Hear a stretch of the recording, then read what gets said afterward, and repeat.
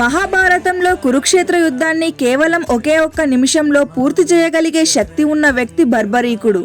బర్బరీకుడి దగ్గరకు ఒకరోజు శ్రీకృష్ణుడు వెళ్ళి ఈ విధంగా అడిగాడు, నీవు ఎవరి పక్షాన యుద్ధాన్ని చేస్తావంటూ అడగగా, అప్పుడు బర్బరీకుడు ఎవరైతే బలహీనంగా ఉంటారో వారి పక్షాన నేను యుద్ధాన్ని చేస్తానని తెలియజేశాడు.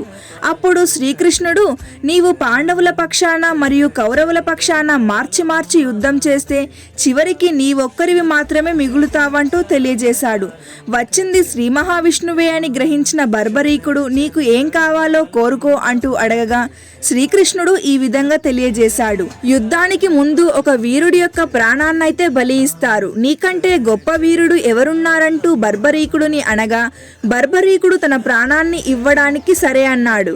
కానీ ఈ యుద్ధాన్ని చూడడం తన యొక్క కోరిక అంటూ తన యొక్క తల మాత్రం యుద్ధం ముగిసే వరకు ఆ యుద్ధాన్ని చూస్తూ ఉండాలి